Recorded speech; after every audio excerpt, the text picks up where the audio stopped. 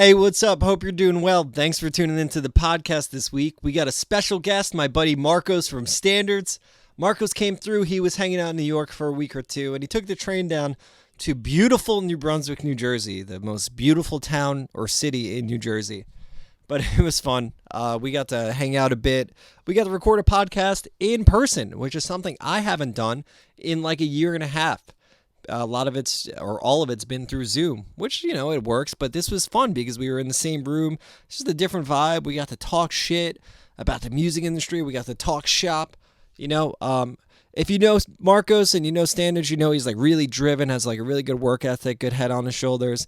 The band just released a new single. It's called Papaya. They have an EP coming out. It's called Yum, and you could pre-order vinyl for that now. One thing I thought was interesting was that like their last album wasn't on a label. Their last album was released through a record label, and this one isn't. You know, so I know a lot of people in bands think record labels are like the saving grace all the time, but it really depends what you want, what your goals are, how much work you're willing to put in and all that.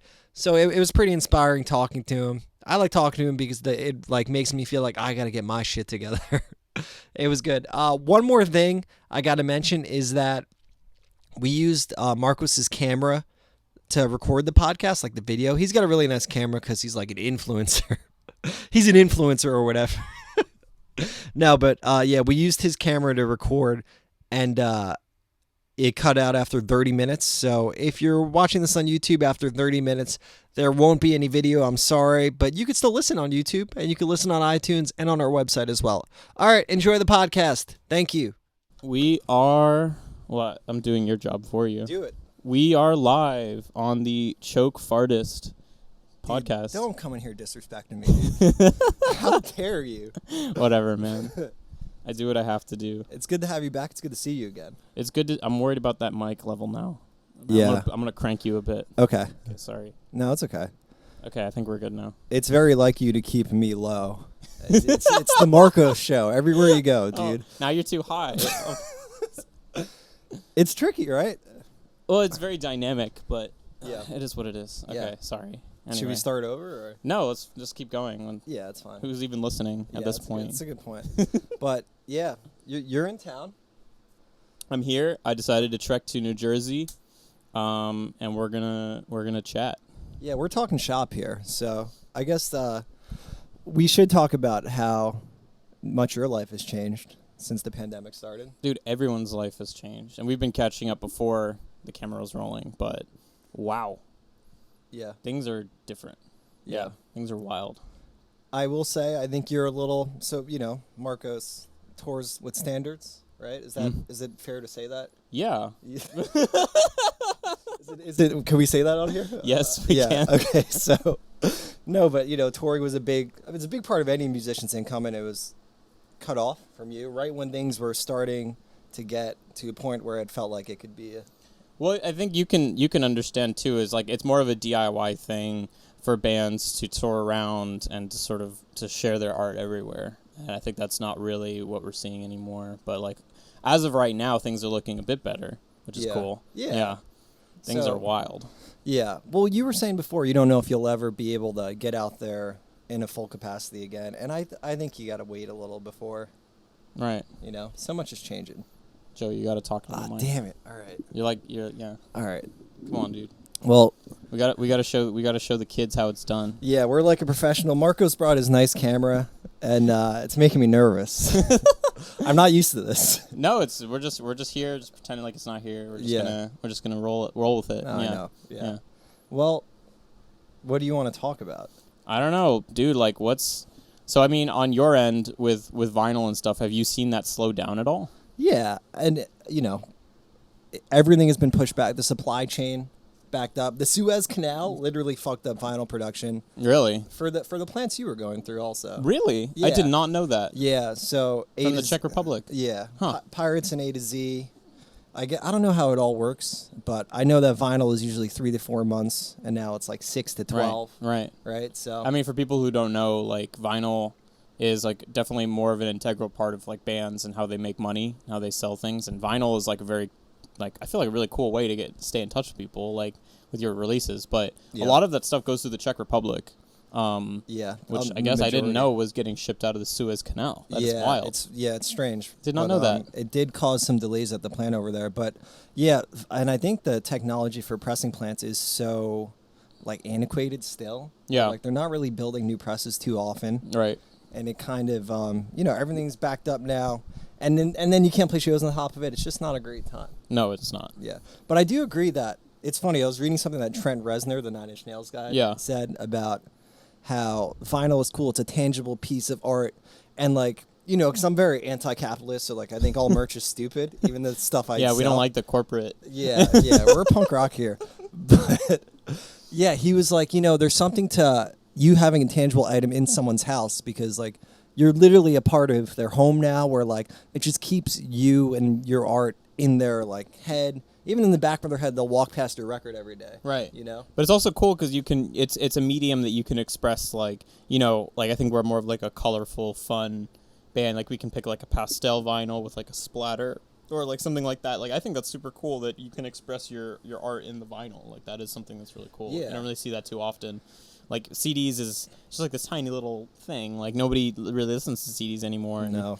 Yeah, the streaming thing is so big, and it's kind of weird too because I think streaming gives people like a weird sense of like, and I think that's something I'm actually curious what you think of because I think streaming, in my perception, like some artists are really big on streaming, and then they play a show and like nobody comes. But then sometimes it's vice versa. Like there's an artist and they don't have a lot of streams, but then they have like tons of people come and see them. Like the scene comes out for that band, It's very interesting. There's so many avenues that you can like kind of carve a lane or like, I'm not on, are you on TikTok? I was on TikTok. I actually really like TikTok. I think it's really funny, but as a creator, it's hard for me to be on TikTok because I feel like you have to be so invested in the platform. Like there's so many different like things going on and you have to like constantly be like on and like there's just like a lot of pressure to like blow up or to like get people to pay attention to you, and then keeping those people, it just all of those things gave me a headache and it was hard for me to I think it requires because it seems like it's aimed towards younger people, but it requires the more constant attention that I think you've kind of distanced yourself from a little bit. Yeah. Like the constant, like all this stuff. But yeah, well, because I was going to say TikTok is like an avenue where like labels are paying TikTok to promote songs now. Right. So they can blow up on there. But well, it's like a hit machine now. Yeah. Like seriously, bands, you'll go on like their Spotify and it's like one song has like 100 million plays and then the other ones have like 1 million each. And it's like, that's the one that blew up on TikTok. Like it's wild. It's wild and it's not tangible. So it's, it exists in your phone. Right. And then again, sometimes like you were saying, it doesn't yield results in real life. Sometimes for pop stars, I'd imagine it does. But I think there's no right or wrong way to do anything now. But it is interesting to see how things play out and how it's like not always like guaranteed. If you have 100,000 monthly listeners, sometimes it doesn't mean shit. Sometimes it just means a publicist or a label paid money to get you on a playlist. It's true. I think it's like the longevity of it, right? Like I think there's some things that were popping off like 5 years ago. I think time will always tell like how good something is. Yeah. And I think that's something that was really hard for me, especially during COVID, because it's like I'm really grateful for people that really like my music, but it's difficult to sustain yourself unless you have lots of people that like your music. And it's like I feel bad almost that I like what I like because I wish that I could do something more accessible. But at the same time, I'm doing something that's truly me, and that I'm not making any of this as a fabrication. Yeah. And if I did do that, that might even be worse in a weird way because people would expect that, I mean, that's kind of like selling out, right? Like, I guess that is what selling out is. Right. Yeah, that's true. Like, not being true to yourself. And I think there's a difference between like, do we need a 3-minute guitar solo in the song? Maybe dial it back to like, that's maybe just a good taste call overall because who needs a fucking guitar solo anymore? Just in general. Like, I don't know what the last one I liked was. Dude, I took one of my first classes at CalArts when I was doing my undergrad was like, it was concert production. And I don't even remember how my teacher started talking about it, but he's like, I hate guitar solos. Jimi Hendrix did the guitar solo. It was cool then. It's not cool now. He was like so upset about like guitar solos. He's like, nobody thinks it's cool anymore. And it's like, what if this guy thinks that? What does everyone else think, Like, I think I agree. Dude. It's funny. Yeah, it's hard. It just sounds like noise to me. Dude, honestly, even fucking tapping riffs sometimes now. I think like Finn McKenty did a video on like progressive music, but he called it riff salad, where it's like, yeah, you picked, there's 8 notes in the key, you picked 40 of them, you just jammed them all together, and like sometimes it's missing like the lyricism, like especially in like instrumental music, like Right. it doesn't carry anything. Like, there's something to writing a melody and not just being like notes, fucking notes. And this is coming from the guy that plays an influence, No, but I think it takes one to know one, right? Like you do what you do, but you understand like time and place, and there's like context, right? Like, yeah. And Yeah. I agree. Like, I think when I first started playing guitar in that way, I was like so excited at the possibility, but like I realized like just because you can do something doesn't mean you should do something, and I started scaling it back more and more. And like now with the new EP that's coming out, well, I think by the time this comes out, it'll be available for pre-order. Go pre-order it. Yeah. Well, you sent me the video. It's very cool. Thank you, dude. Yeah. Yeah, but like that, there's not really any tapping in that song. Like, just very brief. Not a lot of notes. Yeah. It's very, very much more laid back. It's a vibe, dude. It's a vibe. It's a vibe. Lo-fi standards to study and relax to. That's what we want. No, it's very good. I was saying it felt like you leveled up in your production, the production value, like all the electronic stuff, and like, I don't want to say chiptune-y, but like, that vibe of it that you brought in really helped bring a new energy to it, and I think made it stand out.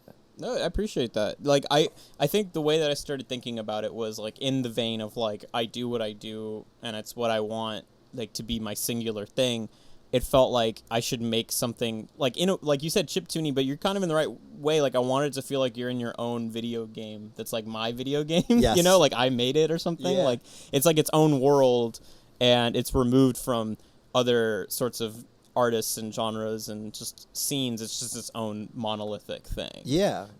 So that's kind of what I hoped. So I'm glad that it came across that way a bit. So from when like Fruit Island came out, from that point, the reception it got, did you decide then creatively you wanted to take a new direction? Well, that album was weird because like, and I think we were talking about this earlier, like how, you were touring a bunch and you were just going all around, and like the effect that it took on your health. For me, I think it affected my creativity because I was so freaking tired every day, like touring. And I even remember when we did this last time 2 years ago, I was so exhausted. And then we had a show later that night. Like Heinlein was sick. Sick. We all just had to like, it's very difficult to do that, but it's something that, I want to do. And it's something that also it's very good for the band because you make more money, so you can make more records and you can pay, your bills and shit. Like, that's just how it is. But that record it was like songs spanning back 3 years, and I was just getting songs that I didn't feel like I was doing as much work as I could have on that. And I think also when the album was getting finished, COVID had just hit. So we had a bunch of problems with getting mixes finished on time because there was all like a bunch of displacement happening because of that. Yeah. Just every aspect of the record was frustrating. Yeah. The vinyl got goofed on. The vinyl got well, that was not anyone's fault. It's really just again COVID. Like, yeah. And it's just a huge bummer. Like that is none of that went the way that I wanted it to. Yeah. And it's like part of it is just that's life and that's how things go. But the other part of it was like, how can I make sure that I can give like people a better experience and I can make a better record? Yeah. So I think going from that, I was like, I wanted to do like what I'm doing now with this EP, and like I've already started writing beyond that too, and trying to be like, I want to just deliver this really solid sort of thing versus like I felt it was a bit haphazard. A lot of the things were. It's not exactly the way I wanted it to sound, and I think a lot of the songs you could cut them and it wouldn't change the. But I guess you're your own worst critic, right? Yeah. So I think it's good. Fruit Island. I think it's like mature. Thanks, dude. Yeah. And then I think this next stuff is more fun, and like, not as a knock to the older stuff, right? Just like kind of more like you're like what you want to do, like you were saying. Yeah. But also I think like as an artist, it's difficult once you come out with 1 or 2 releases because it's like if you do the same thing again.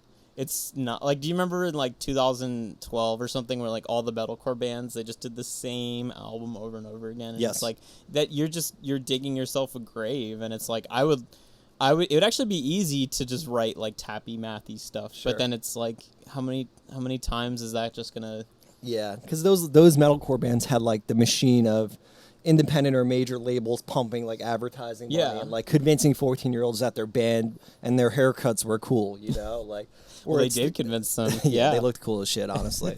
But it's different for you, and also like, I've probably said this to you before, but it's like you put in so much legwork that when you had some people think they get signed to Top Shelf Records and they've made it and that's it. Like, I know bands that are like, we need to get signed, and it's like, for what though, if you're not already putting in a lot of the legwork, which you naturally, I don't know if it's natural, I know you fucking work hard, but you have that in you to do it, Thanks, dude. So that gives you more legwork, like more of like you have more weight when you're like negotiating or like working with labels. Right. Because they're not like, well, we have to put all this money in, like, Yeah, so. well, but it's a different time also. Like, I think getting signed back in the day, it was a little bit more essential from what I understand. Dude, it's all I wanted in high school. I Really? literally used to go, because I played in like I don't know if it's metalcore or melodic post-hardcore, who cares, but like I would go to like record label websites and like just read their rosters and like the contact forms, and then like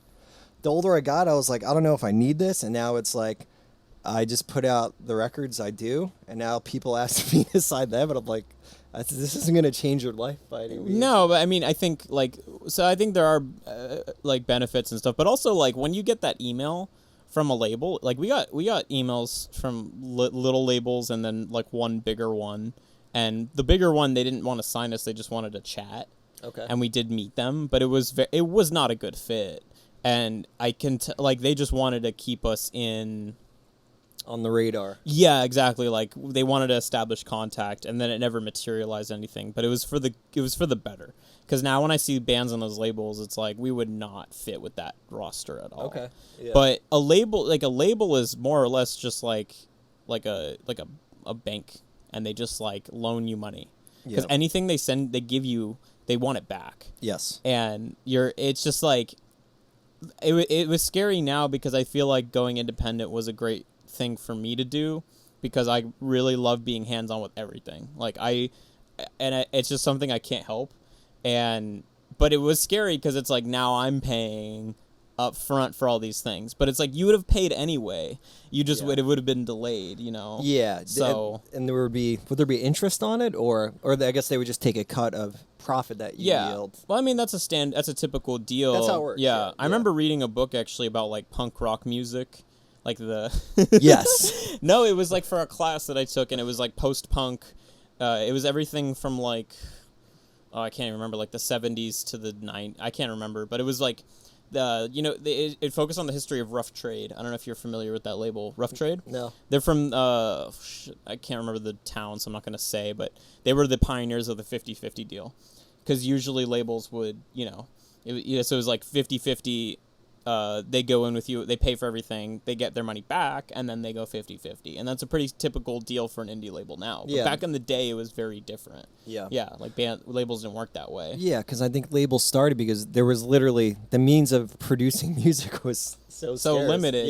Yeah. But also distribution and promotion, and like now literally you can just go on TikTok and like make something that's sick, and if people like it, they'll like follow you, and that's it. You know? Yeah. I don't know what in-store distribution. I think there is like a network of people that go to stores and stuff, but there's distributors. But honestly, fucking independent record stores are fucking scarce.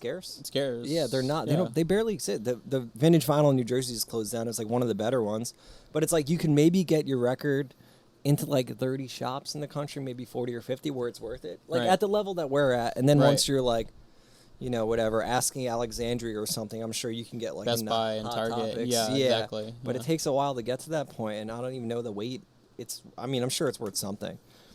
Yeah. I have the problem where I'm always down here looking up at the music industry. I'm like, I don't need that shit. But like, if I was ever in a band that was like a little bigger, maybe some of those things would make sense. Yeah, some of it sometimes to me feels like a bit of a circus. Like, and there's a lot of weight riding on like whether these 10 songs on your record are going to be very good or not. And it's I think it's really hard I think it's so much better to just be in control of what you're doing, just put out and do everything yourself, and like just kind of run it more like a mom and pop shop instead of like a sort of like a hyped up, like, I don't know. Yeah. Like what you're describing. Like. Yeah, a lot of musicians are, I think, a little disillusioned about it, where it's like, oh, we made it. But it's like, what does that mean in that sense? It's like... It means something different to everyone. For me, making it is like, if I'm making a living, I'm making it. Like, that's great. Yeah. I think people picture, like, just thousands of fans, but they don't think about the actual work going in. So then it's like... for a lot of people, if like, dude, there's tons of bands on labels and no one cares about. Oh, 100%. Well, actually, it's interesting when I see labels signing. Like, I feel like a lot of labels now will do, like, they'll cast a wide net and just pick up a bunch of artists because they can always drop you. Yeah. And if you don't, like, they're just getting in their bets early, and it doesn't really cost them anything to just do that. You know? It's funny, like, because I was like, I'll go on like bigger labels, YouTube pages sometimes, and there was like at least 5 labels, like Equal Vision, Fearless, Hopeless. They all have like white guy rap pop, like pop punk vibe. Oh, it's like, a new thing. Yeah, because Machine Gun Kelly, dude, like, you got to follow the money. They're all trying, because, they'll all invest, because if one of them hits, it's fucking it makes money. exactly, right. And that's the unfortunate thing too, is that people don't read their contracts and they don't understand. Like, I would never sign away my masters or my publishing. Those are things that I've realized are so important. And so, like, if you ever are doing something like that, you have to make sure you're licensing your music and they're not retaining your masters, because like, so many artists will just like sign stuff and then it's like, cool, now like you just have lost everything for life. They own the music. It's like they wrote the song at that point. Well, yeah, I mean, there's just like traps everywhere that you fall into. Like, have you heard of like perpetuity? For instance, like sometimes management or even labels will sign clauses into their things. Like, for example, like a manager who manages you now, they will sneak in a clause saying that they have perpetuity for whatever you do in the future, which just means like even after they stop representing you, they still collect money from you. Yeah. And it's like you have to look through that stuff and make sure that you're not, and again, if the label has your masters, it's the same thing. They make money no matter what. Like, it's a bummer, Yeah, they try to find as many ways to squeeze as much money as they can. Yeah. The music industry as a whole has suffered pretty largely. Right? Yeah. Since like the 90s, Yeah. Like, But, some people don't have like I think that I'm lucky in that I don't find a lot of that stuff boring or like that it's like a chore. It's like that's part of the gig. Like, you write the song, and then you have to do all the business work. You gotta, get all the album art and all. Like, some people, they just want to make the music, and then they want someone else to handle it. And even to that, I would say, like, you can find people to do that stuff for you, but getting a label to do it for you, they will overcharge you, and it's not worth the money that you put into it. Yeah, like for some, I think some bands just want like a babysitter almost, where they like almost like 90s mindset, where it's like, I can be a rock star and worry about my thing, and the label takes care of everything. Yeah, or like, it's not always needed. Some bands for sure benefit from it, and it's like everyone's different, so like everyone's allowed to have different things. But I think there is like a disillusion, like with what it does sometimes. Yeah, 100%. I don't really know that artist can exist very long these days. Yeah. You just have to be very, very successful, because you have to continually make people money. Yeah. I read this article. It was really funny. I think it's in Vanity Fair. I've read it 2 or 3 times now, and it's about Lil Pump.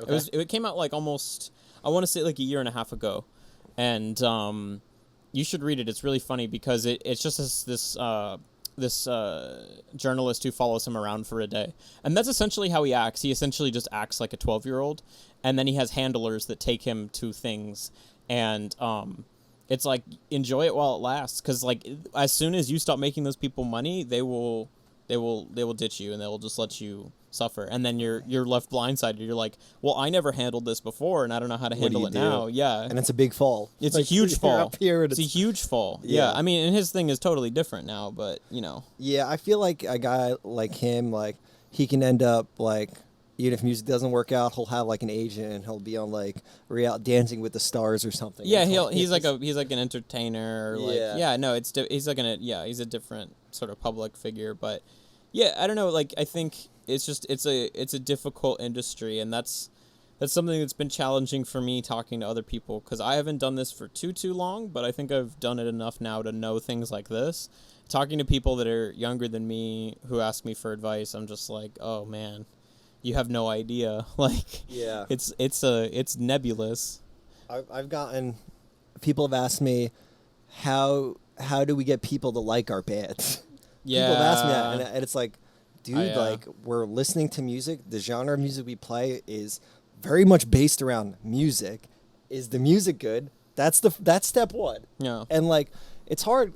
I'm super critical of all my stuff, and like I don't think that's how everyone should be, because I think like sometimes I have no pride in anything I do, and I think it's unhealthy. But like you have to always be critical of your shit, and you can't think that what you made is the best thing in the world. You can be proud of it. It's tough. I mean, it's a gentle balance of being proud and being, thinking it's the best thing. I think I've definitely walked that line many times where I'm like, why does no one like my music? It's so good. And then I re-listen to it now and I'm like, dude, that sucked. Like, you have no perspective. Yeah, like, it's difficult. And I honestly, the way that I thought about it when I was trying to write better music, and I'm still trying to do this, is like, every time I write a batch of songs, I always try to outdo the last batch of songs. Yes. Like, okay, that was, January to March of 2020 or something. I'm going to try to write something completely, like, so much better. And I always am just trying to push that envelope. And I think when you do that 6 or 7 times, you really start to see big improvements. Yeah. And that can be challenging because sometimes it's not easy to see songwriting like a job. Like, okay, I'm going to sit down and write some songs this week sometime. It's just like I write songs when I'm inspired. But it's like sometimes you can force that sort of to kind of come, right? The more you do it, it's like a skill that you build. So it's not always going to come instantly right away. Sometimes it does, but it's like you have to work on it constantly. That's actually that's the one thing I will say that's funny is when I meet people that want to be musicians but they don't really want to work. Like oh man, it's just going to art school was a trip because I would meet people and they would do nothing and I'd be like, dude, like not only do you want to be a musician and you're not doing anything, but you're paying money to go to a lot of money to go here and you're not doing anything. Like it was mind-boggling to me, I guess, just because I had to really make a case with my family being like, I really want to do this. Yeah. And I had to fight for it. But they probably were just like, yeah, I'm going to art school, and they'll take your money. Like, no matter what. Yeah. And you could pretend artist for 4 years and then what happens when you get out of school? Well, I think that's what we were talking about with some of the, with my master's. It's like some of those things you just pick up in the, you know what I mean? Like you don't have to teach that sort of thing. I wonder if Berkeley curriculum is so stupid at some points. Teach them that it's all about respect when you're with your bandmates. Is that a test you get quiz? Okay, I will say, I think that some of the things that I've been learning in those classes, it's stuff that's obvious, but if they didn't mention it and then someone went out there and wasn't, they could at least be like, we did cover that. Yeah.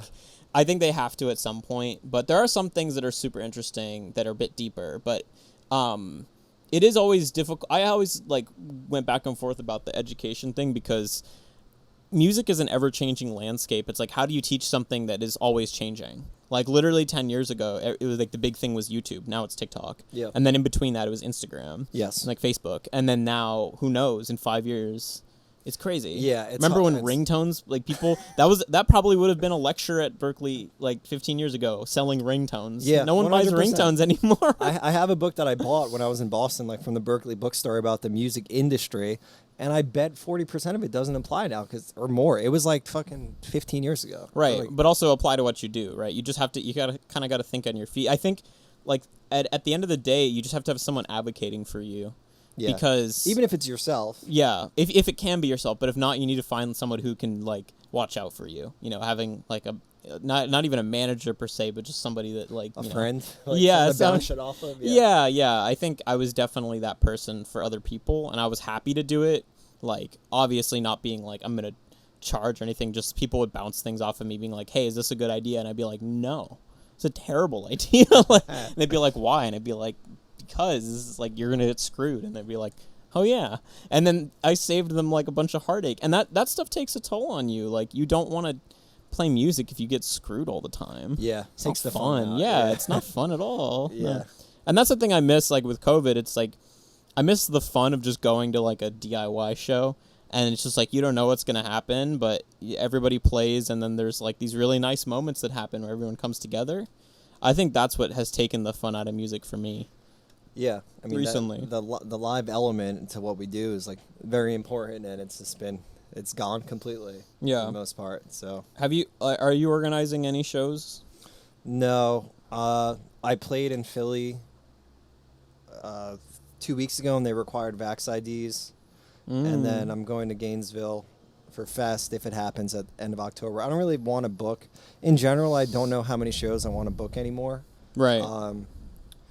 I will when it's like very important too, but I'm not gonna. I'm too old to be like a show promoter. I think. Yeah. It's difficult. Yeah. That's another role that I always like now. I guess I really have admired more is like somebody who goes out of their way to really organize shows and stuff. It's a really thankless deed. 100%. Up to like there's a point where I think people make good money doing it, but it's getting to that point is very hard though. Yeah. You know, like Death of a Salesman, like the play. It's about a car salesman who like is underappreciated, gets like no love, family hates. I always thought it'd be funny to do like Death of a Show promoter. He just comes home and like microwaves a meal. Yeah, like sending Facebook and then invites. someone calls him and they're like, why did you book us in this slot? He's like, I'm sorry, and yeah, like no one is ever happy with like, you make all the money and you don't pay us. It's like 20 people came to the show on a Tuesday that I set up at a bowling alley. You know? Yeah, it's hard. No, it's not. You know, it's something that I really thought of too recently, without getting too political. But like other countries will like fund art things like that. This is all done like 100% out of the love and care of that art form. Like there has been zero like initiative, as far as I know, from like any government to be like, yeah, we'll sponsor this sort of, or we'll like create at least just keep a space open so that the art can continue. I don't know that many of those places. New Jersey had one community center in Flemington that they just closed down, but it's like excuse me. It was like a kind of affluent area, and like it's very hard for things like that to come by, especially like funding a center strictly for like the arts and stuff. It's like it's not as big of a priority here because they want to like let the free market decide like, art, like, right? You know. Yeah, but it's just like, I mean, I just think about how much some of that stuff really ends up, like how big it becomes, and then how much it means to a lot of people, and how it really shapes. It's just straight up. It's just fascinating how far, how advanced music has come here in terms of it, like in industry terms, and just like how it's promoted and the global influence. But it's not at all it's supported by any sort of government program or something. Nothing. Yeah. And then it's funny. I'm reading a book on Lookout Records right now, like the Bay Area, right? And like they're talking about Gilman Street, like right, the punk venue, something like that. Yeah, like such an important space to so many people, where they like literally grew up in, and like that's where they socialized and made all their friends. And it's like most of the times it's started by a group of people who are like, let's get this done. Right. You know. I just think it's interesting. Yeah. I've never really thought about the ramifications of that. I think just because the like societal collapse is more imminent now than ever, I've just started to think about how fragile that ecosystem is of like, like, I mean, the conditions are pretty ripe for it then, but now doing something like that would be very difficult. Like getting real estate in, what was it, Oakland? Yeah, like, that's a hard it was in Berkeley. job. It was in Berkeley. Oh, yeah. Oh, yeah. Gilman, yeah. Berkeley, yeah. Yeah, getting real estate in Berkeley, good luck. Like all the paperwork you'd have to go through and like all the things. Oh, yeah, good luck. It's have fun. There's so much red tape now. There's so much less money now, for the most part. It's where it's like, I've definitely talked about it on like one of these podcasts before, but like doing a venue now, it's almost like you have to do something else, like cafe/venue, or like unless it's like a bigger venue and you sell alcohol. But if you're doing like the DIY level where it's like maybe your place can hold 100 to 200 people, maybe it's like, right. You know, that's at the end of the day with bills and everything. Unless you're selling out every night, it's like no, it's rough. And I always also struggle with that, with like the whole music industry being run off of alcohol. It's basically the alcohol industry. Yeah. And you know, I'm not a what is it, teetotal, whatever you say, someone who abstains from alcohol, whatever you call that kind of person. I'm not like that. Or straight edge, but I think it's teetotaler or something. That's like I don't know how to pronounce. I have to look it up. I forgot. Don't look it up. Okay. I'd have to look it up. I won't, but I'd have to. Yeah. But there's a specific phrase for people that abstain from alcohol. But I'm not that person. And I'm not like anti-alcohol, but you have to look at the numbers and be like, damn, alcohol is like bad. Like it's bad for society. It's like it's rough. Like I'm not advocating for anything about that either. It's just a bummer that music and music would not exist without alcohol. Yeah. You know? It's just like a lot, and bad things come out of it. Like it probably makes people have more fun and like lose some inhibitions out of but like, you know, somebody is struggling with alcoholism and then they want to go, they love music It's like you're gonna have alcohol at every Everywhere. show. Yeah, so you can't go to shows that like drinking or like you just all around you. It's hard. Yeah, it's difficult. Yeah, but I mean, obviously, if that wasn't there, then it wouldn't exist in the first place. But I mean, that's why I know some bands, they make like all of the door because they'll even get in on like a percentage of the bar because of how much money just like a venue will make at a. Yeah, It's probably bigger than the door admission a lot of the time. I'd have to think about that. I want to Say if there's like a $10 cover, right? And every person buys 3 drinks. Well, what kind of show are you talking about? Because I would think more like a hall or something, like 1,000 cap. So then like a $20 to $40 cover. Like, yeah, let's say 20 for the argument. Okay, so sold out show. Three drinks at the bar per person. Yeah, I mean that's more than 20, right? Let's do 2 because some people might not drink, and then some people might drink more. Okay. So 2 drinks. So probably a wash then, or maybe more from the door, but the door money gets split. Well, you have like 20,000 gross, and then 2 drinks per. This is fun. This is. Yeah, we're like starting fake businesses here. Yes. No, but it is interesting to think about. Like, okay, yeah. So if you have 2 drinks, let's say there's a markup, and they're making like $5 a drink or something. Yeah. So it's $10 per head. So it might be half and half, but you never know. Like it's a variable. Yeah. But that's if you sell at the show. If the hall is half full, then the drink's probably making more than the tickets. Yeah. Yeah. But then the band's probably sneaking in some extra on VIP. There's so many variables, but yeah. But you can always rely on alcohol to sell. Exactly. Or like, you can't always rely on like bands to draw. Or even just like if they're drawing, they're getting paid, but they don't necessarily get paid for what gets sold at the bar. Yeah. The venue takes that home 100%. Yeah. So, yeah. It's shitty because you would think bands should get, even if it was like 10% of the bar. Well, you get drink tickets. It's funny. That's actually one of my biggest pet peeves because I'm not a huge drinker. So they'll at like every other show that we play, we get like 4, 5 drink tickets, and I'm just like, dude, just give me the cash value. I want to get dinner. Yes. Like pay for my dinner. Yeah, that'd be nice. We're not. I think we were getting to that level where we could like negotiate for catering, which is like what a mid-sized band would be able to do. Yeah. But we weren't there yet, so then I would be like, just please give me some food. Yeah, that's more important to like living on the road. Yeah. You know? I was in like Columbus or something, and I asked for like a White Claw because I was like, all right, I'm finishing this tour, let's get some White Claw, and then Let's relax. they're like, sorry, you got to pay for it. What the fuck? I know. On. I was like, dude, like, come on. Like, I'm playing. Like, the one time I wanted to have a drink, they were like, no. Where'd you play in Columbus? Played at the Grog Shop, I think. Okay. Yeah. Do you know? Yeah. I've bands that I know have played there. Did I can't remember if I finished in. I think we finished in Cleveland actually, or was it Columbus? I don't remember. It was one of the two. Was it good? Yeah, it was fine. Cool. Yeah, it was interesting. I would like to come back. It was like an opener sort of deal. I would want to go back as a headliner. Yeah. Yeah. Yeah. I mean, you've played in a lot of places. But it doesn't feel like enough. Like I feel like also like some of those times it was like we really threw it together. Like it was like we're hitting up someone we don't know that's hosting us with bands we don't know. Yeah. It's like you come back on your own terms and you really feel like you have a different experience. I never really got that because of COVID. Yeah. There's a lot of areas we didn't get to hit again. Yeah. You were like right there. Yeah. It sucks. That's okay. Yeah. It'll come back. Yeah. Yeah. All right. So what do you think I should do differently with Choke Artist? What do you think you should do? Yeah. What do you mean? I don't know. Maybe you can manage me, dude. I should be a manager. I would like to manage acts at some point, but I think I would need to accrue more knowledge, more knowledge. Yeah, and then just be older maybe because I think I'm too young to do that. But that would be sick. Yeah. Nice. Managers, like I feel like instead of practicing their instrument, they just like network. Yeah. Like just like talk to people. Yeah, exactly. I would have to just be better at that. Yeah. Make phone calls and stuff. Exactly. 100%. Yeah. That's what a good manager would do. Yeah. So I'll tell you about the Choke Artist deal if anyone wants to know what it's like to be signed. There's no contracts. I was signed at one point. Marcos was signed. There's no contracts, and you get 50% of the profit off physical items once I break even. So it's like what you were saying before with indie. It's the rough trade deal. Yeah. Where I think I fuck myself is I don't take any of digital at all. For you is different because we like reissued 2 of your old EPs, so I wouldn't take that anyway. But digital is interesting because it's like I feel like for labels, I guess you are a label.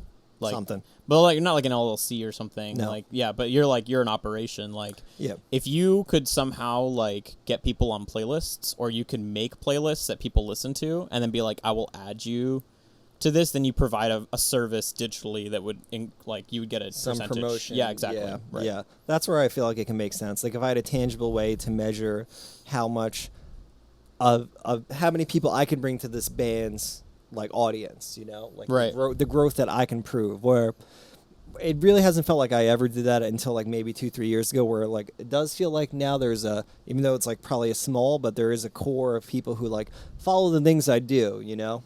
It's just like half of them like math rock and half of them like ska, and then it's like right. But you know, I like just putting out the music that I like ultimately, and that's why I do it, because I like helping bands. You know, you were a DIY act, right? You played in Standards. I think it's safe to say that here, but what? I don't understand. I just think it's funny. I just think it's funny. It is funny. I think it's safe to say that. Hot takes. But yeah, it was just cool because I just saw how hard you worked, and I liked your music, and I just wanted to help. No, dude, I loved that stuff. I think the stuff we did was really good. And yeah. It was like, and I think it's good to do that, like, in general, just, like, to have stuff. Actually, I think it's pretty crazy you still do all that stuff yourself. Like, you package all that stuff. I mean, I've helped my girlfriend Caitlin and my roommate Ernie. But and some still, of my friends. like, that's an operation. It's a lot, yeah. Because when I talked to, was I talking to Top? I think I emailed Top Shelf about maybe distroing some of the records. I think this is before he signed with them, and they were like, right now we're transitioning to where all of our mail order is fulfilled through an outside company, because like I guess they do higher volume than me, but they don't even like, I don't know if they even ship their inventory. They have like other people doing it. No, that's exactly how it works. Yeah. And we've got the same thing. Yeah. Which was why I was stoked about that, because I was like, I can just do whatever I want, and I can just like have like stuff shipped anywhere. But that is like what you'd have to do. That's why I'm like, but you know, like I guess they do get paid to do that, but and you're in a way getting also paid to do it, but it's like you're really just doing it because you like the band. You're not really doing it for the money. Oh yeah, this isn't a job at any means. I've probably lost more money than made, but sometimes I've made money. It's like kind of, I don't know. Yeah. I like to think I'm getting better at it, but I don't really. I want to still be punk rock, so it's like it's hard, man. You don't want to be like that band with the $5,000 guarantee. They're not punk. Yeah, that's right. Yeah. Yeah. Shout out the Vandals. You guys you guys missed that one. Yeah. I don't even know any Vandals songs. No, I just know them because they had Josh Freese in that band. Yeah, I think there was a funny story. I was listening to maybe one of them on, the guy from Less Than Jake does a songwriting podcast. It might have been that, but like they did it like documentary, and it was like them talking about how punk they are, and then like a video of like the bassist or someone driving away in a Ferrari. Like as like ironically, like they were like leaning into like, yeah, fuck you, we're getting paid. You know. That's hella funny. Yeah. That's hella funny. Yeah. But I have fun doing Choke Artist. It's fun. I have fun doing these podcasts, you know. Good. I just try to like, you know, I'm just some guy, and I just want to do stuff sometimes, I guess. Are you okay? You okay, Joe? I'm feeling pretty good. I did a stomach. I got quiet. I thought about my Crohn's disease, but it's actually feeling pretty good. Is it good? Yeah. That's good, dude. Yeah. Yeah. Not too bad. Yeah. I had a classmate get Crohn's, actually. It was a huge bummer. Did you say I know a guy that has it? No, it was a Thank while you. ago. Thank you for not doing that. Well, yeah. I didn't know you then. But Okay, good. Because I have friends that are like, their coworker has Crohn's, and then they go up to him like, yeah, my buddy's got Crohn's. And then it's like, what else do you say? Like, yeah. Oh, I bet he shits bad. It's like, yeah, like. Yeah, no, also, I know this miscellaneous fact, but like, I think the clown from Slipknot, his wife has Crohn's. Shit. Damn. Yeah, no, I just know that because I think that he was like, he had to leave some record making process. I'm like a huge Slipknot. Rest in peace, Joey Jordison, man. Dude, for real. Fucking sad. For real. That was a huge bummer for me because, I don't know anything that he had done after Slipknot very well, but the stuff that he, like, while he was on it. And I think he did a lot to really push metal forward in a direction that was good. Yeah, in middle school, that's all. We talk about Joey Jordison all the time. Like, yeah. He's so good. Yeah, it's sad. Because there's a video of him from, like, a year before he passed, like, talking about, like, I fucking beat this thing and you can too. It's the hardest thing I've ever done in my life. What? Like beating, because he had that like degenerative disease right, yeah. that he beat, and then he passed in his sleep. I don't know if it was related to that, but it was just sad. We might never know, honestly. Yeah. I think it's regardless of what happened in that situation. I think of Paul Gray, who passed like 11 years earlier. He died of a drug overdose. Like, I think it's interesting the juxtaposition of like artists now who are very mindful. I don't know if you know people like this, but they're very mindful. I think maybe I'm one of them in a way, like very like health conscious. I'm not like a healthy person, but I'm not like railing coke or something. You're like too focused to get sucked into shit like that, I guess. I don't know if focus is the right word. But I not that I'm saying that I've observed it and I'm the one coining this paradigm. I'm just saying that like I've noticed other people like comment on how rock stars now, you know, they'll be drinking like green tea instead of like alcohol or like you know, versus back then, like, you know. There was degenerates. Yeah, like, you know. Seriously, yeah. So I think it's better now. I think some of it is like, because there was like a lot of grimy things that used to happen, where I think there's more accountability now too. Right. But yeah, it is interesting to see how it has kind of shifted. I think there's just less money, so you can't go as hard. Yeah, that is true. I do remember reading about like Elliott Smith. You know Elliott Smith? Yeah. I think he had like a $1,500 a day heroin and coke habit when he was at his peak. Yeah, because he had scored some really big stuff and his albums did well, and I was just like, dude, that is, nobody could afford that now. Like that's nuts. Not on the budget. No, I think the one dude I remember now is like Johnny Craig got caught up with all of the MacBook stuff. Yes. Yeah, I think that's how he was making his money for his. I don't even think he was making enough money in his band to like justify. Yeah, selling illegitimate MacBooks and never sending them. Yeah, that's rough. It's depressing, actually. Yeah. It's sad when you put all your eggs in the basket of being a performer, especially in today's climate, but in today's day and age. Seriously, like, it's so hard to do. Where it's like there's big bands that like still, you know, and this isn't a knock, but like they live at home still, and like they work odd jobs and shit, and it's like, just do what you can and like just have fun. That's what really counts, I think. Yeah, of course. I think the only thing that I've observed that I can comment on that is that I think it's important to really try to stand out, not just as a performer, but as just a personality. And I think a lot of people that have done that, like, no matter what you think about them, they're doing very well for themselves and they're not struggling. Like, one of the people I could think of would be like Tosin Abasi. Has done really well for himself, like making himself sort of this like guitar wizard. Not saying that it's like a perception thing and it's not real. It is very much real. Yes. But he's very much like led the pack. He's been the leader of the animals. Yeah. Damn it.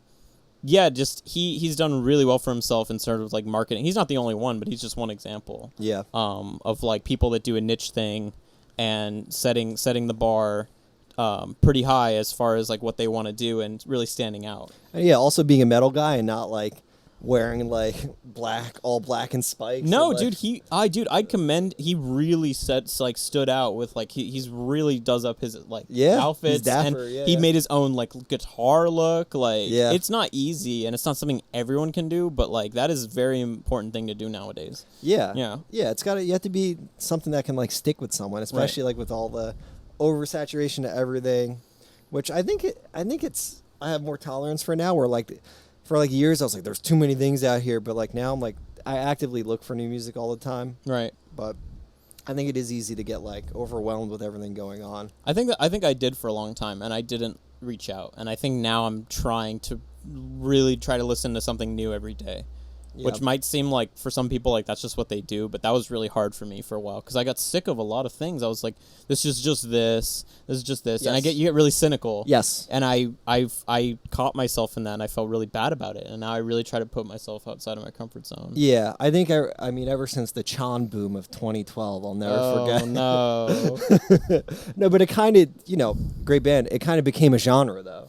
Well, I think any great band's going to have imitators, and I think those imitators are going to do their thing. And I think even to a point, like, I think we started doing things a bit after that, so I think we get compared to them sometimes, but not really. Yeah. But it is all in that same umbrella, right? And so I think for me, realizing that, I was like, okay, well, I don't want to be lumped in with that. I want to be my own You have to. thing. But it's tough, like, especially because, like, public consciousness is only so great. They're, you know, how many guitar instrumental bands can one person really latch onto? Yeah. Not many. So you have to really do something that's going to differentiate what you're doing. Yeah. And you do. Like, you stand out, you know? I hope, I like to think so. I want to try to do that more and just make it very definitive. But I'm glad that you think so. Yeah. It makes me feel good. Yeah. Well, I know you personally, and I mean, seeing what everything that you've done up to this point, I would say it's not like John, you know? No, but like I don't know, like they're never. That's the thing. No one ever will be Chon, and Yeah, no one will ever be anything else because you'll never be those people. Yeah, you can be a watered down Sean. Yeah, you know? well, but it's gonna be it's gonna be like you're trying to be, but you never will be. Because nobody will ever do what they did. But it's not that it's something that's unachievable. It's that it's unmistakably them. Yeah, you have to find your own voice. You have to be yourself. That's so much of it, dude. Like, that was a difficult thing for me too. Was trying to be myself. I think it's hard to lean into some of those aspects because if you get rejected, it's like people are rejecting you. Yeah. They're not rejecting anyone else. You mean in your writing or like in your social media? Well, just if you're in a band, like I'm speaking personally, but also just as other people, who talk to me about their stuff. If you do what you really want to do in your band and your writing, and then you get rejected, it's like a true rejection. Yes. Of society is rejecting who you are. Yeah. Right? That's a difficult pill to swallow. It is. Yeah. But most people, I don't want to say most people, but some people are just so much ego off the gate that they, like off the bat, that they don't like even realize. Like, it's good to be critical and it's good to be like perceptive of how people like see you. But some people don't see that at all, and then like there's no self-reflection. Like, you have that in you, and that's what like made you better. Like that fear, Sort of, yeah. I also feel like I've had many ego deaths over the. Well, I don't think I think that phrase is used differently than. I mean, you also got older because you were like 22 when you started the band. I was 20. Yeah, dude, that's young. Yeah, but it was like I think we turned 21. I turned 21, and then like a couple days later, the first EP came out, and then a couple days after that, we went on our first tour. Yeah. So it was like a whirlwind, but like by the time I turned like 23, it was like I felt very grounded in reality. Whereas like I think in between that, I really was ashamed now thinking how I used to think, where I felt like I was better than I feel like I am now, and just I felt like I was more important than I thought. Than I think I am, but it's okay. I think it's important to be like you said, like realistic. Have some perception. Yeah, your ego really does blind you to a lot of things. Yeah, and it's hard, when you're that young and you have like that a lot of validation and fans, and you're like a little stinker sometimes. You might like ruffle some feathers, but well, but I also don't want to. Yeah, I can't not do that stuff sometimes because it's who I am. Yeah, I like to have fun, and people will take things like you can't please everybody. Yeah, and I don't think that's an excuse to be a stinker, but you can't not have fun because you're afraid one person's gonna get upset with you. Yeah, like, you have to go for gold sometimes, and I don't know. I think that it's important to just be yourself sometimes. Yeah, 100%, dude. You can't. We used to always joke like.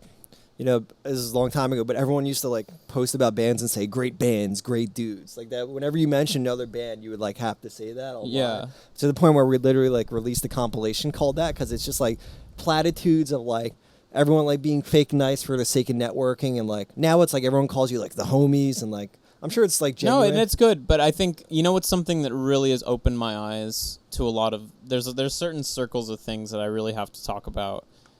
On the pod. Yeah, lay it down. I gotta throw it out there. Lay it down. And I'm not gonna name names, but you know who you are. No, I'm not here to be the. There's just some things that I've seen that have made me second like question just what you're like how that is. You're just like, oh, these are the homies, these are the, like whatever. Yeah. But I saw a band get called out on Twitter, and I don't think what the person in the band did, it wasn't like an allegation of like assault or anything. It was just more so this person has not been attentive to the other two people in the band and has been like capitalizing on their identity for the band, and it was not great stuff. Yep. But the response that I saw was so over the top, and it was literally boiled down to this one tweet that I saw, and I was like, wow, this is really unhealthy.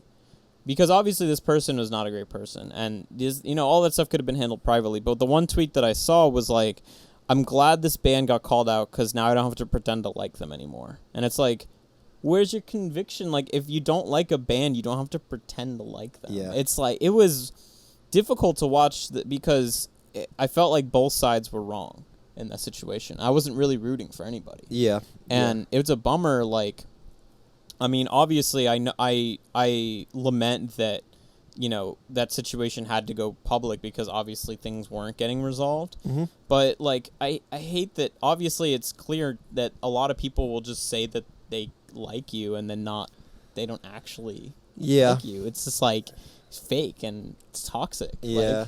Like, I hate that. It's always going to exist, too, because it's, like, networking to them. Well, I understand that. I get being cordial and everything, but, like, for someone to say, I'm glad I don't have to pretend to like this band now, it's like when people turn on you and say, oh, we never liked them anyway. It's like, it's such an easy thing to say. Well, and also, I, like, not to make it about me, but that did kind of happen to me, too. Like, it was like, oh, you know. With what? With the whole, like, fake allegation thing. What's the fake allegation? Do you want me to run you through it? Yeah. Okay, you know what? Maybe it'd be good to do it anyway because I think it happened a while ago. Yeah, it actually happened a week before the album came out. Well, perfect timing, dude. Right, dude. When I saw that, I was like, wow. Like, so, and I mean, I have receipts. Like, I don't feel like I have to actively dispute this because it just is not real. Yeah. But like, the gist of it is that someone made this allegation that I groomed like a 17-year-old into being my girlfriend, and then I was like mean to her.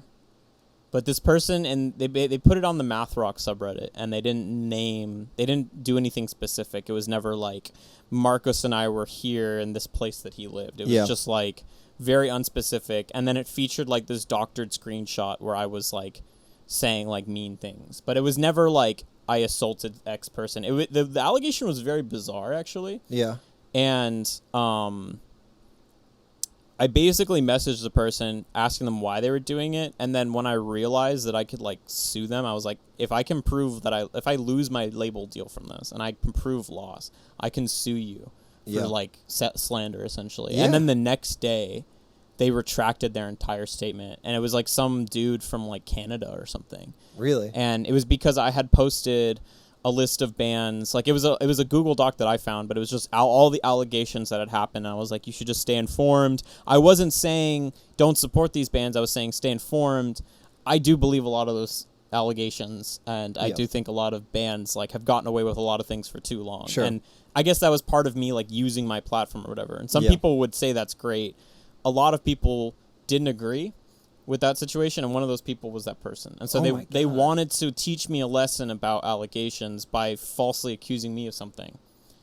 Dude, that's wild. Yeah, well, the bummer about it was they were taking the spotlight off of the real allegations, creating a fake allegation, and then essentially setting a precedent, being like, you know, but that's what I was worried about, is that people could just be like, well, what about that time with Marcos where it turned out to be completely false, but it would be something that really happened. Yeah. I didn't know this person at all. Like, we had never met also. Yeah. Like, I did actually try to find out who they were, and I'd never met this person. But you knew they were from Canada?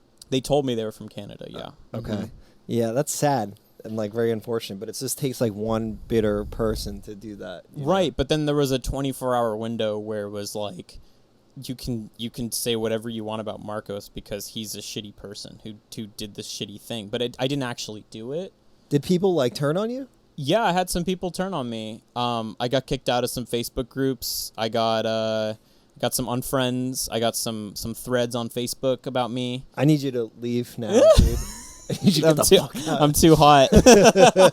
Well, it was a bummer because I called a bunch of people, and you know, at the end of each call, it was like, Marcos, did you actually do this? And I'm like, no. Yeah. And the thing I was getting accused of wasn't even super, like, honestly, if I was that dude, I would have, like, ramped up the allegation or something, because it was like he talked to me when I was 17, and then when I turned 18, we started dating or something. So I guess... Oh, that was it? Well, and then it was like he was mean to me in the relationship or something. Yeah. But the thing is, like, the time frame they were giving, I was like dating someone and that like could verify, and it wasn't that person. Like, it was like we talked, like, it was so I could verify That like was that just it wasn't totally made up. It was completely made up. And it Holy was like, shit. there were so many, and they, the other person came out and said that they made it up, and whatever. They posted on Reddit and like cleared it, or They posted on Reddit and cleared it, and then someone else sent them like a link saying like this is a link to like something, and then found their IP address, and that like also cleared up that it wasn't good, or at least at the time that they're but fuck that, dude. Well, I was saying this to you before, but it's like, and sometimes this is important, like it's always important to hold people accountable and shit, but like when you have a platform, even one that you built yourself, some people want to take it away because it's jealousy or spite, or he shouldn't be able to say or that. they don't like you. Yeah. They don't like you. They don't like what you said about holding people accountable. And right. Like, and it's easy to, because with online momentum and like mob mentality, frankly, like it just fucking catches on, and like people focus on negative shit a lot. Well, I don't think that that's, I think it's important to believe these things because I think more times than not, they're true. They're true, but I think the only thing I wish is that some people had reached out to me and people had waited just a second, because if you just wait a bit and there's just you get all the information, I don't think it's necessarily denying it, but you just have to make absolute sure. Sometimes things come out later. Do some due diligence. People just want to jump on the thing, and I think in a weird way, I think that's good because people want accountability. And I don't think it's good if they just want to see you like your career end. Yes. I don't think that's good. I mean, a lot of the outrage has resulted in like progress, like real fucking progress that like we've seen in society, and that's great. Well, in the music scene too, because I think it was like, I can't remember if it was like a UK survey or something, but it was like female musicians, 40% of them have experienced some form of harassment or assault in the music scene. Yeah. What incentive does that give female musicians to engage in that? It doesn't. It's like I don't want to experience this, or I don't want to engage in that at all. That's not cool. Yeah. But at the same time, it's difficult. There's no thorough process, and I don't want to say that like what happened to me is like indicative of like, but if people had waited, if people had talked to me, that would have been cool. But it's resolved now, and I guess for that I can be happy. I can. So not have the to people worry. who have like said they hated you, like, oh, I never liked to have you talked to them? Well, some of those people I was like, because I had either rarely talked to them or like I thought we were cool. So I did talk to a few of them. A lot of them just ended up owning it, and they were just like I think they almost felt like embarrassed, so they didn't want to. They kind of like doubled down. So I was like, okay, whatever. But it's not that. Oh, like owning it, like no, fuck you, still. Yeah, exactly. Like they basically were like, yeah, actually, I don't like you, basically, and it was like, I thought we were cool, and I just want to be cool with you, but it was just a difficult time. I mean, it's not like I had like a bunch of people like that, but it was. Like I'd stayed at some person's house, and then it was like they were like, "Actually, I hate you," and all this. Yeah, so that's rough. But like I think at least in a weird way and this is the kind of, maybe not so great, but when I go online and I put something up that I've worked on with Cam, or like we're like some music or a riff or something, and I see like hundreds and hundreds of people like engaging in it, like liking it and commenting it. It's like none of that stuff really matters because the people that want to support me are there, and there's a lot of them, and it's like that's what's important. And I feel very lucky that for most of like the beginning of the band anyway, I never really experienced any hate or pushback, and I think it did expose a bit of that, but that's just how it is. It's gonna happen. Yeah, that's how it is. Yeah, for sure. When you get to like a certain level, there's just gonna just be people that do that for whatever reason, and that's okay. You don't have to like me, and I think it's not bad to like be honest about dislikes and likes, but it can get personal. I think that's where it's not good. Yeah. You can I definitely like think that I like a lot of people, and sometimes I don't like their music, but that's okay. Like I don't know. Yeah. So do you find that you've distanced yourself from being like super involved online, like since that happened, or? I think so, but I think what I've done to try to re-engage is just make it about the music. I think I've done less like entertainment and more just like, here's what I'm working on right now. Yeah. And when I get, even though maybe if I did like a viral-esque, like I'm going to cover something on like 2 guitars or something, like people liked that stuff, and I got a lot of... Oh, when you play it, yeah, it's cool. Yeah, it is cool, but I never really felt like I got anything from that. People would just like it and move on. Whereas like when someone likes something that I like wrote, it's like, oh, that's really cool. And I felt like re-engaging with that was important for me. because I didn't want to like have to. I feel like just social media can be kind of a circus sometimes, you know, and it's like, you know what I mean? Like, it's just one viral video to another, and, you know, it's just, everyone gets their 15 seconds of fame, and then it moves on. And I can smell desperation in some bands when they post. Like, I could just, like, things that are being said, or, like, I don't know. But that's the troubling thing, is that as someone who I feel like I've had a lot of things I've done get farther than I ever could have imagined.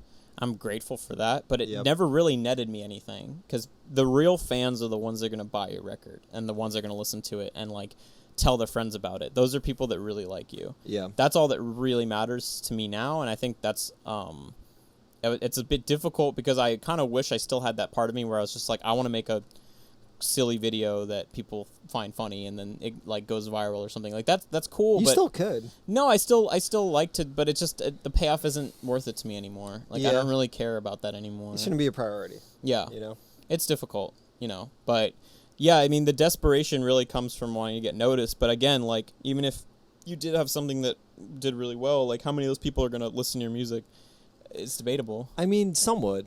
Some would follow you and be like, this guy's crazy at guitar, let's see what he does. Well, for me, it's different. But if you're doing, like, a silly, like, meme video, I don't know how many people would like your... It just depends. I think it always comes back to the music. I think people forget that. I hope that's true, dude.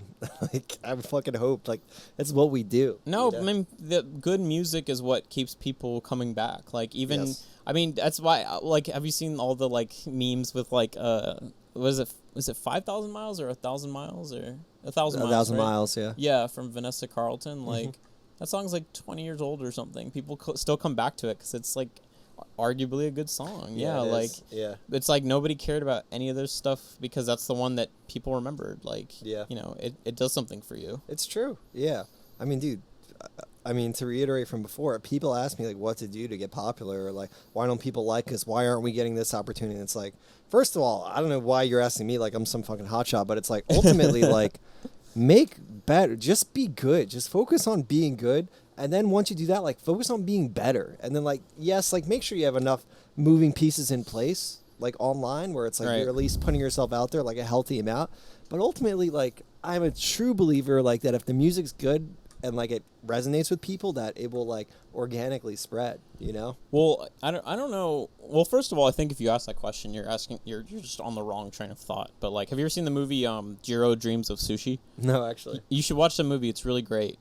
Actually, when I was in high school, we had this, like, very... I wouldn't call him prolific, but he was very dedicated jazz teacher. And he was dedicated in the sense that he wanted everyone to be very good at jazz, even though we, like, met for an hour and a half, like, twice a week or something. You know, like, it's kind of an uphill battle. And, you know, as, like, a music teacher, like, you already said, like, if a student isn't really going to work on it, like, it's going to be hard to have them, like, featured in, like, the, you know, whatever. Like, it's difficult to have kids, like, work. So, but he was very committed to trying to have everybody very aware. And I think he did a great job getting people aware of lots of different types of stuff. But he encouraged us all to watch that movie because it is about this guy who runs this just, like, amazing sushi restaurant. It's, like, under a Subway or something, and you have to reserve 3 or 4 months in advance.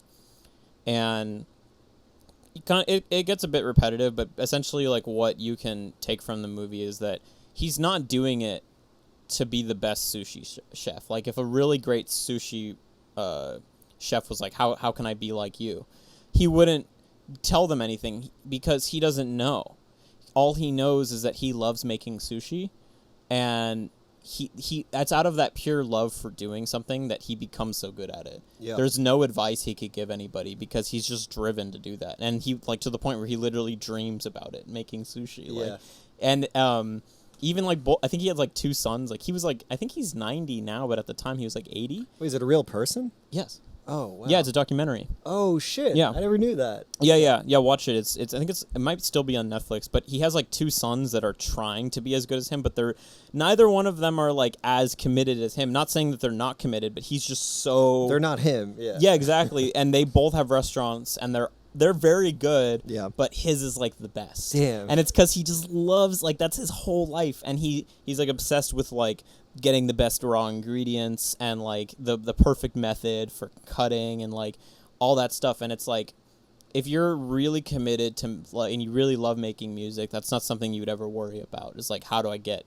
big? Yeah. Or like how do I make good or whatever, like the question is like, it's just you gotta love it. Yeah. Yeah. And I think the one thing about social media is like it does turn things, I mean, kind of into a competition in some ways where like, Oh, it sucks. engagement is quantified and there's numbers involved, and It like sucks. it really kind of takes the fun out of it in some aspects, and then it makes people feel bad, which is Right. like music shouldn't do that, you know? No, of course, and I think that's the thing. Like, but that's the thing too about social media is like, no matter how great you or how big you get on social media, there'll always be someone bigger. Like, and it's just that's just if you play that game, you'll never win. Yeah. But if you make a goal, like you set out to do something and you do it, you succeeded. Like if you wanted to make a ska-core album, Yes. and then many, you did, multiple. and then you did, and you made it to the quality that you wanted.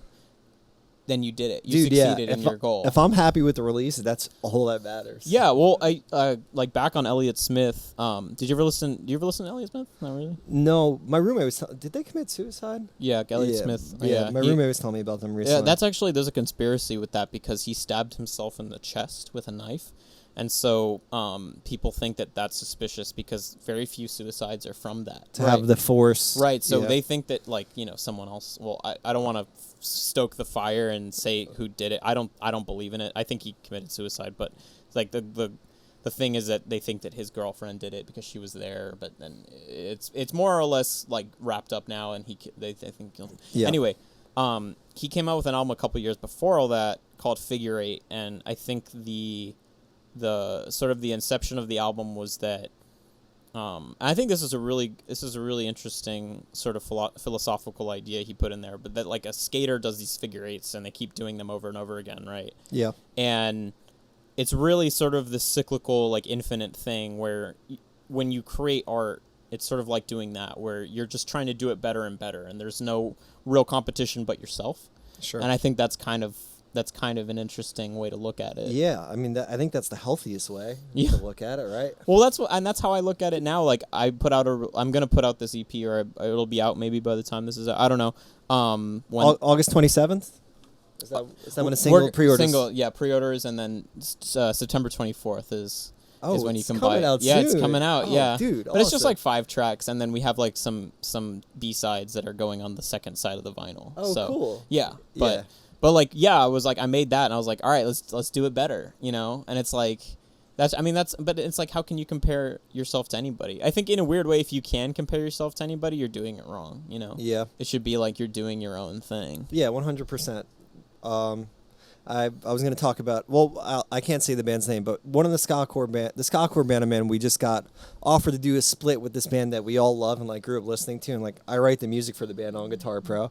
And I was writing for like a month, and I had in mind, like, we're doing a split with this band. I have to write a song that's going to like, and like for a month, I was just trying to write one of their songs. Right. And it wasn't coming out right. Because it wasn't like my musical voice, because I just kept thinking about them. And I was like, yeah, they would like this, or this is, and it was like, it was too much of them in my writing where it wasn't like organic, it didn't feel like genuinely me. And then eventually, like a week ago, I was like, no, I'm going to write something to counter it, where like I'm going to not try to be them. I'm going to be me and do what we do best. And like it was the first time I was happy with that song I was writing in a month, literally. Right. So right. It was just like interesting. I had like other people in my head too much. Yeah, no, that's the external influence too, I think. Yeah. Yeah. If I got offered that similar sort of thing, like doing a split with a band that was like, I would be like, oh no, like it fucked me up for a minute. I was like, what do I do? This has to be the best song ever. In a weird way, if I did get offered something like that, I'd want it to have something already finished, so then I could just not. Here it is. Yeah, just be like something already written, where it's just like, okay, I like this, and then I don't have to think about how it'll come across with the other. You don't have to write it. Yeah, exactly. Yeah, it's too much. Yeah. Yeah. Wow. So, what are some of your favorite ska bands while we're here? Ska bands? Oh, man. Well, I told you I was listening to the Aquabats. Again, that was cool. Hell yes. Fun band. Yeah. Fun-ass band. Super cool. And then I will check out the Mighty Mighty Boss Tones again, because I do think there's probably some good hits there, right? Yeah. I think, dude, honestly, I don't know a lot, but they're like a Boston rock, punk rock. Yeah. They were like the first ska core. Right. Because I think what they were playing like back then, they had like was guitar, aggressive. like electric guitar. Yeah. Yeah. So that's cool. Yeah, I'm not. Some things have like aged for me in a way that I didn't particularly care for anymore. Like I re-listened to Streetlight a while ago, and I think it's really cool. But I was like, I don't like it as much as I used to. Yeah. It is a little, and this is the problem I have with math rock sometimes. It's like a little too brainiac. Where it can be. It can be. But obviously, it's really like top tier. It's I wouldn't great. even say ska. It's like more of a punk. Yeah, but it's like a gateway. Yeah, I mean, Marching there's band just gateway. a lot of stuff like that. But yeah, no, it's cool. It's just like I like I guess we were talking about it on the way here. Like, there's just a lot of more ska bands that are getting more attention now, and so it made me think about it. Yeah. So now I was like re-listening, being like, oh yeah, I forgot about ska music. Hell yeah, ska's in, dude. It's Yeah. back. It's back. I remember everyone laughed at me. The fourth wave. Dude, I never would have guessed that, like, the thing that would come out of the pandemic was, like, ska being relevant again. I could have guessed, like, to me, math rock has fallen off a little, and maybe that's just my personal, maybe I've just been swallowed by ska so much that, like... No, I think that, like, you need to have records that come out that get people interested in a genre. Yeah. So when you have seminal works that come out, people start to rally around that genre. And Sure. I think you saw more of that like a couple of years ago. I do think that COVID like really slowed a lot of tastemakers in math rock specifically, but I don't think it'll ever go away. I think it's one of those genres like ska where, like you said, it's always there. Yeah.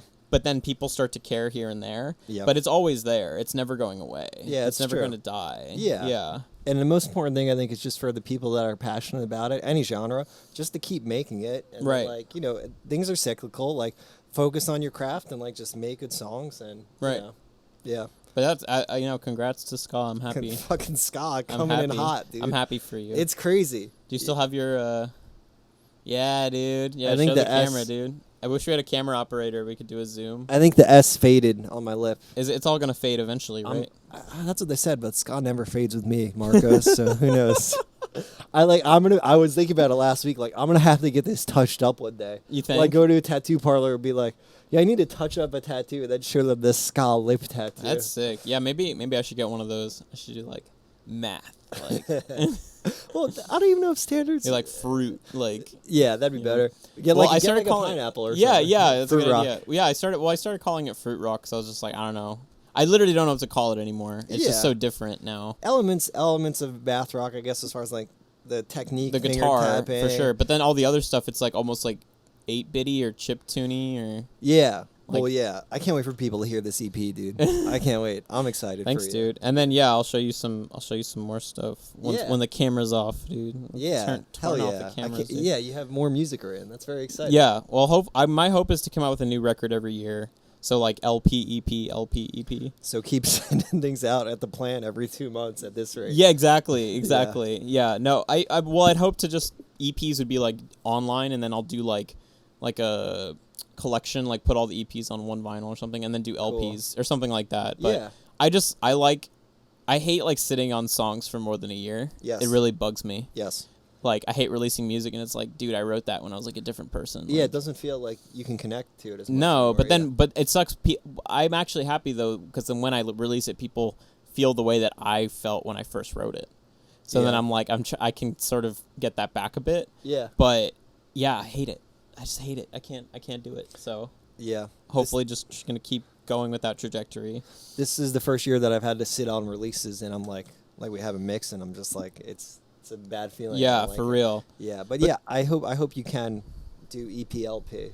Yeah, well, I mean, like, I think it's just baller to be like mixing a record right now while the other one is getting like our next release is getting mixed while the other one's getting released. That like, is baller. It's dude. baller. Yeah, Like, dude. I'm just like, cool. Like, we can Fucking just get music ahead man over here. Well, I don't want to ever like have any problem where it's like I felt this way in the past where it's like, oh, we can't release it because of this thing or this thing, we need to wait, and it's like I don't really want to do that anymore. Yeah. Like, And if you can be prolific enough to back it up with good music, like, well, that's the thing. I'd never do it just to do it. I would release it only if it was like, I was really into it. You know, yeah. I think that's like I'm very proud of myself for having that ability to like self-edit now, where I write something and I'm just like, nah, this is not, and Yeah. it sits on my computer and I'm okay with that. Like, I Yeah. think it's good to just show people what you're really proud of. Yeah, Yeah. the best of the best. Like, you know. I think that's what might surprise people a lot is when you learn that like Ed Sheeran probably has like hundreds of songs on the cutting room floor. Yeah. Because he just nobody's always on. Yeah, for Toxicity, System of a Down, they had like 40 songs or something. Well, they did them all as B-sides, but even those ones were good. Yeah. Oh, that B-sides album was the songs that didn't make Toxicity? Yes. Oh, I didn't Did know you know that? that? Yeah, No. Steal This Album is I think some of them are probably new, but I think most of them were B-sides. Yeah. They were like they didn't make it on the record, but Oh, cool. that's crazy. Isn't that crazy? Yeah. When a band like I think the only other artist I can think of off the top of my head was like Kendrick when it was like Untitled Unmastered. I think those were To Pimp a Butterfly B-sides. Yeah. And those were great. Yeah. And I was just like, dude, his B-sides are hits. Yeah, Like very sick. ridiculous. Yeah, that's what it's all about. I mean, again, like being a working musician, if you really want it as a career, like make music. Like, Yeah. don't like just sit all day and wait for opportunity to come to you. Yeah. Well, I think everyone's used to like the album cycle. It's like come out with an album or do like a 6-month pre-order window and then you're doing tours of one territory, another territory, another territory. You go into the studio, write a new thing, then loop it. And that's like every 2-3 years you do that. Yeah. So people get a new album every 2 or 3 years. But. Yeah. There's no touring right now, so. Right. Well, that's what I was also like. If I can just put out a bunch of releases, then maybe if I stop, like I'm too busy or I'm on tour or something, then it's like I have all this other material. People don't have to wait. And the idea is that if you're casting a wider net every time, then like those people go back and find the old stuff. And Right. it just keeps Yeah, going. exactly. Yeah. Exactly. Yeah, Awesome, 100%. Yeah. Yeah. Well, that's very exciting stuff. If you're listening, make sure you check out the Standard single, the music video. Right, the video's coming out. Papaya. Yes. Yeah. Island vibes, Fuck baby. yeah, it's a big vibe. It's a big Is vibe. New Jersey an island? No, dude. What? I'm gonna look on the map. I'm not sure. You think it's Staten Island? No, New Jersey's kind of like an island, right? No, dude. I think it is. All right. Well, thanks for listening. We're Hang gonna on. we're gonna wrap this up. We gotta- have to find out if New Jersey's an island. There's like water around it though. Dude, yeah, there's water around California. Oh no. Everything is, yeah, I don't know what you're thinking. Yeah, Staten Island. Staten is an Island. Yeah, Island of Staten. That's close. Shout yeah. out. Yeah, we're not on an island right now. No, sorry. But check out Papaya. What's the EP called? It's gonna be called Yum. Yes. Oh, yes. Yeah, you sent me the artwork. Very cool. Sick. All right. All right. Choke artist out.